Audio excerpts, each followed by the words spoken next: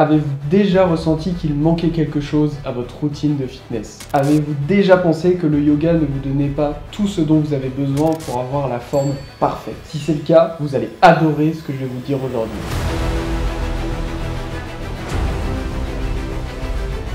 Je vais vous parler d'une transformation, de ma propre transformation, qui a changé la manière dont j'aborde à la fois le yoga et le fitness. Et qui sait, ça pourrait également changer votre vie. Restez avec moi car je suis sur le point de vous dévoiler pourquoi le yoga seul ne suffit pas et comment j'ai fait pour trouver la solution pour avoir un corps à la fois souple et fort, un mental relâché et résilient, une vie saine et équilibrée. Tout ça grâce à une nouvelle méthode que j'ai mise en place. C'est cette méthode qui m'a notamment permis de perdre 10 kilos en moins de 3 mois et que je vais vous dévoiler aujourd'hui. Intrigué? Restez bien jusqu'à la fin de cette vidéo pour ne louper aucun élément. Mais avant ça, si c'est la première fois que vous tombez sur ma chaîne YouTube, je m'appelle Sacha, je suis créateur et auteur dans le monde du yoga et j'ai pu accompagner des centaines et des centaines d'élèves à atteindre leur plein potentiel au yoga en partant de zéro en seulement quelques mois. Si vous êtes curieux d'ailleurs sur mes méthodes de yoga, vous pouvez retrouver dans la description un défi gratuit de 7 jours. Allez, c'est parti. Comme certainement beaucoup d'entre vous, avant de commencer le yoga, j'ai d'abord débuté par le fitness. J'étais déterminé à repousser mes limites, à développer un physique qui me plaisait et à atteindre mon plein potentiel. C'était pendant mes années lycée et je me préparais pour ma carrière militaire. Je voulais atteindre des unités d'élite dans l'armée et pour ça je m'entraînais beaucoup. Je faisais beaucoup de fitness mais également d'autres activités telles la course à pied. Je faisais également beaucoup de natation, je faisais des trucs un peu fous comme nager avec les pieds et les poings attachés. Bref, beaucoup d'activités, mais c'était majoritairement focalisé sur le fitness. Mais cet entraînement, c'était devenu une lutte constante entre mon corps qui avait besoin de repos et mon esprit qui disait toujours « Allez, on peut aller plus loin, on peut faire plus ». Mais c'était un combat que je ne pouvais pas gagner et malheureusement, je m'en suis rendu compte un peu trop tard. Lors de ma formation militaire, j'ai eu une très grave blessure, une paralysie de la main, une fracture au niveau de l'humérus. Suite à cela, j'ai dû évidemment arrêter le fitness, mais également quasiment toutes les autres activités pendant de très nombreux mois. La seule chose que je pouvais faire, c'était un petit peu de vélo d'appartement entre mes séances de kiné. C'est à la fin de ma rééducation que j'ai découvert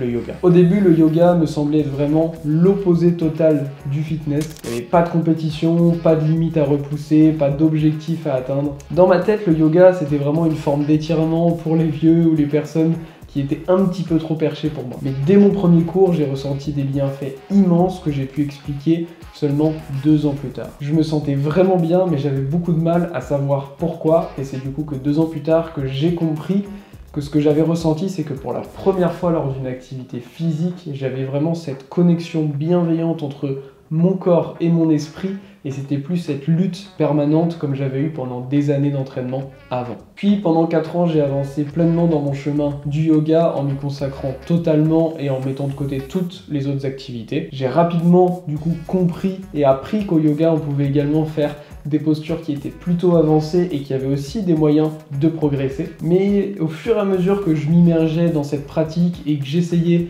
de remarquer sur quoi j'avançais et sur quoi il y avait des points limitants, j'ai réalisé quelque chose. Le yoga, bien qu'étant apaisant et revitalisant, bien que m'ayant permis de développer ma souplesse, ma mobilité, mon équilibre physique comme jamais j'avais eu auparavant, et le yoga finalement ne répondait pas à tous les besoins que j'avais et tous les besoins qu'un corps a pour atteindre son plein potentiel. Avec le yoga, je me sentais quand même moins explosif, moins fort, moins puissant. Et j'ai aussi réalisé qu'au yoga, on ne travaillait pas le muscle le plus essentiel du corps, c'est-à-dire le cœur. Parce que le yoga n'est pas cardio, c'est pas le but du yoga, mais ça crée un grand manque et c'est une grosse lacune de cette discipline. Au yoga, il manque également d'autres points, comme par exemple les mouvements de tirage qu'on ne retrouve pas, et c'est d'ailleurs pour ça que j'ai réintégré récemment les tractions dans mon entraînement. Pour résumer, ce qui manque au yoga, c'est vraiment l'aspect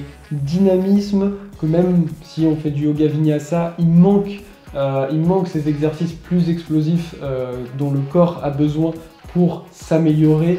Au yoga, on fait également que pousser, donc il manque les exercices de tirage, même si je compensais ça en ramenant quelques exercices de tirage dans la pratique du yoga, mais à la base, il n'y en a pas dans le yoga.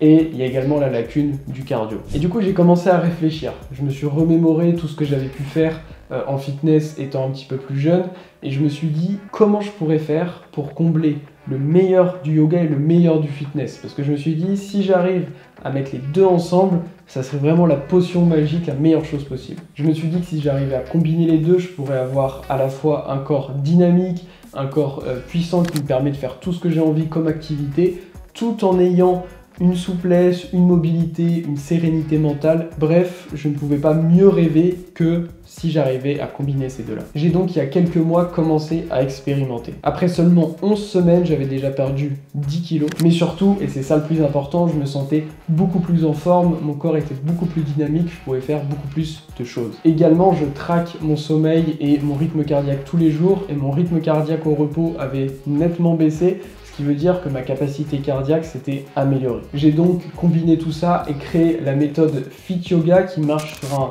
principe très simple, comme vous pouvez voir à l'écran, c'est-à-dire garder le meilleur du yoga et le meilleur du fitness et enlever ce qui manque dans le yoga et ce qui n'est pas bon dans le fitness, pour atteindre un corps et un esprit les plus en forme et les plus sereins possible. Fit Yoga n'est pas seulement une forme d'entraînement, c'est une nouvelle manière d'aborder la santé, le bien-être, notre mode de vie. C'est un mélange d'intensité et de sérénité, de puissance et de souplesse. C'est vraiment le produit de ma réflexion sur ce que ça signifie être réellement en bonne santé. Vous avez maintenant compris pourquoi le yoga seul ne suffit pas et pourquoi avec Fit Yoga, on vient résoudre tout ce qui manque dans le yoga pour vous permettre d'avoir une santé encore meilleure.